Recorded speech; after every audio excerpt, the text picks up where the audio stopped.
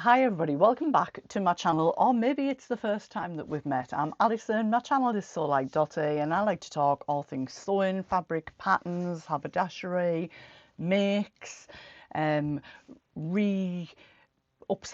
things that I've already made, that kind of thing. But also I love to talk about machines. Maybe I've got a machine addiction, I'm not sure.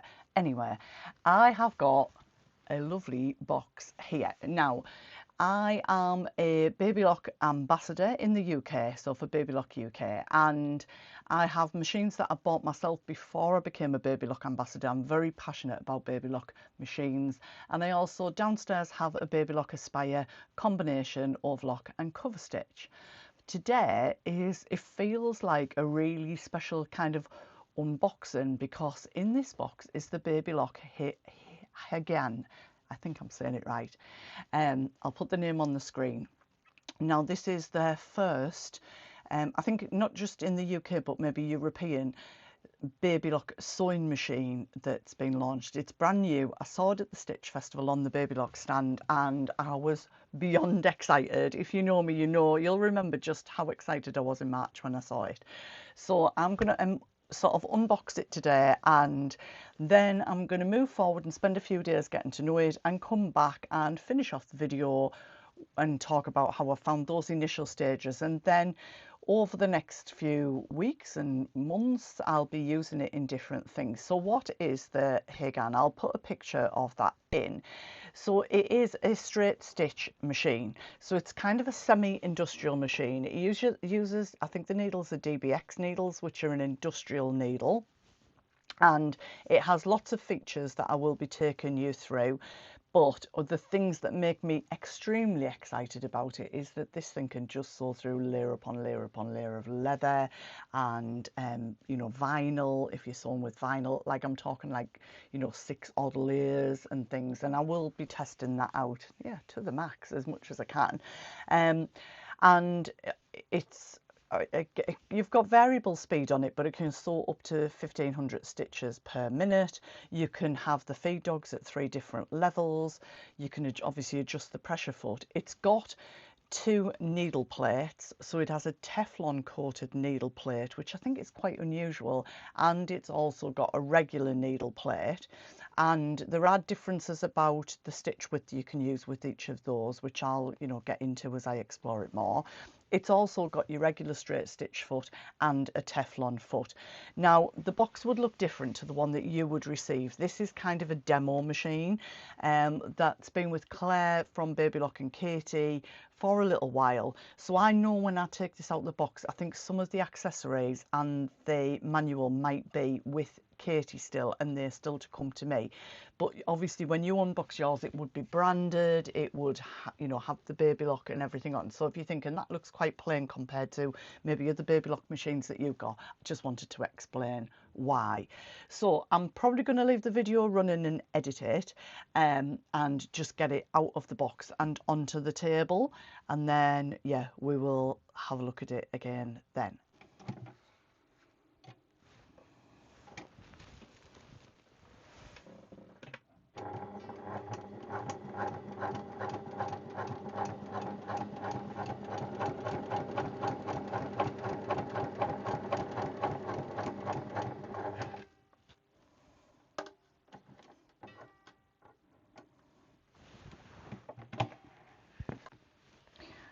So you just saw me sew with a single layer of this vinyl. I'm going to do that with a double layer now. I've changed the stitch length to 4. I've not done anything else. In here you've got your bobbin. It's a metal bobbin and it's under there. That's already full and the machine is threaded up. I'll take you through that later. There are parts that I'm waiting for. So currently we've got the Teflon foot and the Teflon needle plate on. You've got a part here that you can attach accessories onto. You've got your tension just here. So it threads very much like a traditional machine. So you have got your traditional, like a thread stand here. so more like an overlocker. I've just got a cone on here. This is your bobbin threader, quite, you know, traditional. Lots of it will be familiar to many of you. This is your reverse button, stitch length, and this is where you can have your thread lock, your feed dogs fully down, fully up or midway. So the first row of stitching I did was midway. Got a speed adjuster here, so it's on slow. Let's put it on to fast. And then over here your thread comes through very traditionally, round and through, and then round and into here. If you're using a thicker thread, you can put it through here. This is a slightly thicker thread, and through your needle raise. God, why can't I think of the name? You can see what pressure your pressure foot's on, because it's indicated in red here, and then down and through your needle. The needle threads from left to right, and it is an industrial needle. I mean, it does, on first impressions, look an awful lot thicker than needles that I'm used to, and then your bobbin casings inside. So I'm going to use double the width now. Let's pop that under.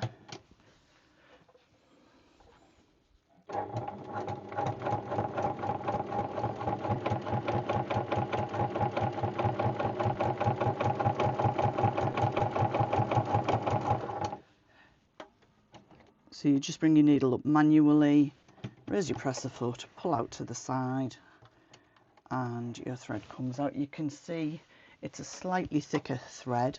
I'm just going to trim the threads rather than put my hand across. You have got a thread trimmer here, so you haven't got like automatically thread cutting, but as I say, it's more like an industrial machine. So the first row that I did was slightly longer. I've changed it onto stitch length of 4mm, and I quite like how that looks. Let's double this over again and go for 4 layers for a little test run, and I'm gonna put my pedal to the metal, and yeah, let's go full speed.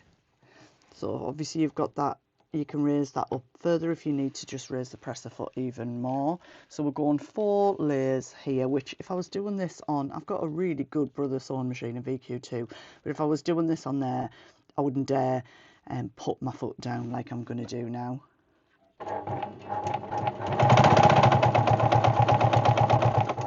I'm being really cautious. Obviously I've just used the machine, so that was fairly fast, but not fully fast. Wow, that's pretty quick. I can't remember what speed my machine goes, but it goes pretty quick, but that feels pretty quick. There we go. Let me get rid of all these threads. That just handled that like a complete breeze. That's, you can see there, it's doubled over. Hopefully you can see that. It's doubled over twice. No problem at all. So I'm going to have a little bit of a play.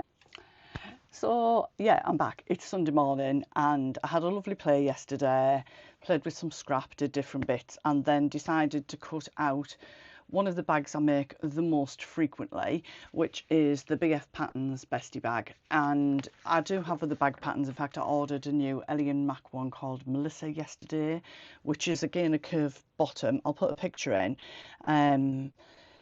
And yeah, I've got a project in mind, which is leather that I want to make that in on this machine. So I need to get thread and things like that sorted. Anyway, I thought, let's make a Bestie bag. So I had this vinyl in a bag maker's box from Studio 77 last year. It's like a white vinyl with marbling. It is quite a thick vinyl, so I've decided not to interface it because I like those crescent sort of bags like the Bestie, I like it to be a bit slouchy. I have interfaced sometimes I've interfaced the lining, but I don't want this to be too stiff. So I thought I'd come on, show you where I'm up to, what I'm about to do next, and just talk about how the machine's handled, and then I'll come back on and show you the finished bag. I've got the strap like pretty much constructed over there. I've done some rivets, different things. So it's been about, today I've been kind of using different things in my sewing space. So it's interesting to see how the Hagane kind of works with other machines.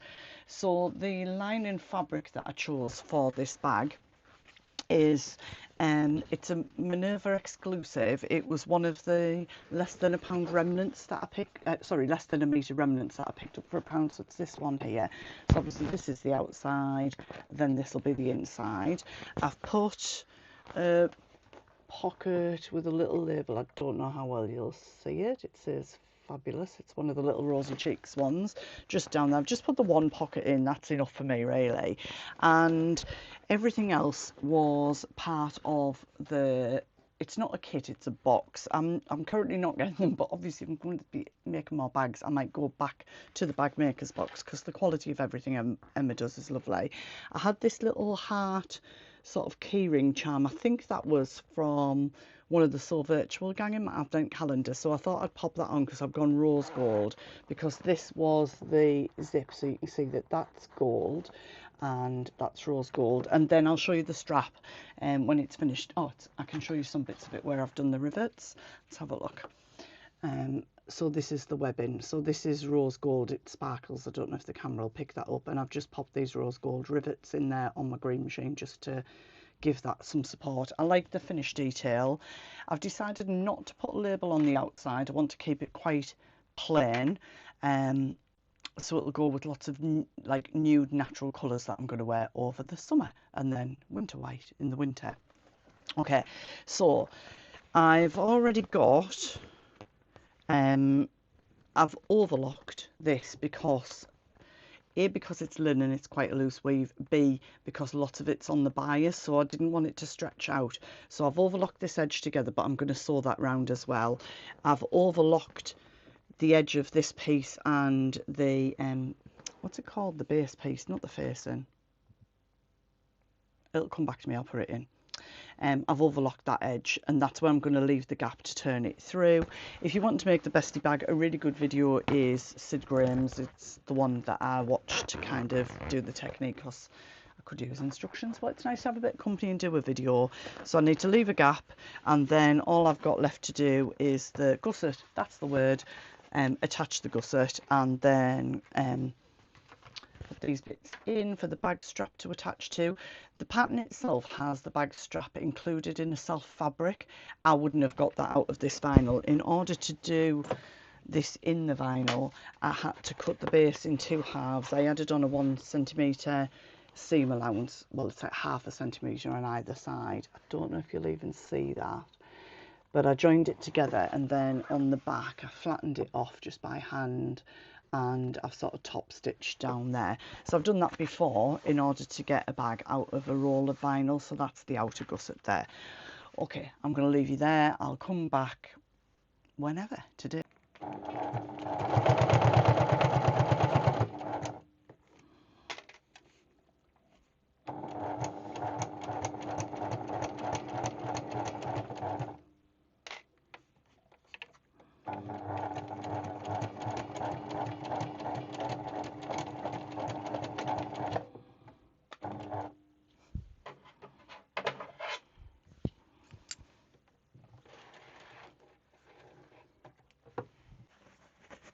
So that is the gusset side going in. So I've just got the other side to go in now, and then hopefully I'll be able to bag it out and show you it. So I'm finished. Well, I'm almost finished. I've just been checking the length of the strap, and I've just cut it. I need to just burn the end of that so it doesn't fray, and then finish the ends of the strap. But apart from that, it's done. Let me show you. So there will be a bit of jangling because it's got the metalware on it, and I'm going to stuff it full of things, socks and stuff, just to kind of get the shape pushed right out.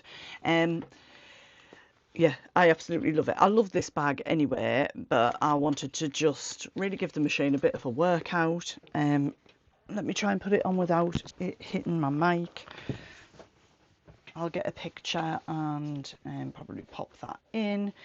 So yeah, the reason I like the, I think this is the regular size Bestie bag, is that I can fit like keys, well, cards, phone, lots of stuff in, like makeup, bits of things. I usually have like a little zipper pouch with things in, but also if I want to carry a bottle of pop or something with me or water, it'll fit in easily. So let me pop it to one side. We'll get a picture of that as well. So, things on the machine that I didn't tell you when I first unboxed it. There is a needle up down button, which is brilliant, and I have been using the knee lift. I do have knee lifts for most of my other machines, but I don't tend to use them because I have to kind of push them back and forth, where this one is going to stay here. I have used the extension table. I'm probably going to leave that on. I found it really useful. This vinyl was really stiff, and I've got arthritis in my thumb and a little bit of carpal tunnel in my wrist. So the things that I found difficult were nothing to do with the machine. Mostly it was to do with the burthen of the bag and getting these little ends pushed through. So, but I'm really pleased with how the finish of it all. Everything with the machine has been absolutely brilliant. So I'm going to play more with it, and yeah, watch out in my regular vlogs. I'll include sort of, you know, what I'm doing with it and how it's going. But for now, I'm going to sign off. I hope you've enjoyed this introduction to the Baby Lock Hagane, and yeah, more information to follow. And to Katie from Baby Lock, please don't take it off me. I love it. Bye for now.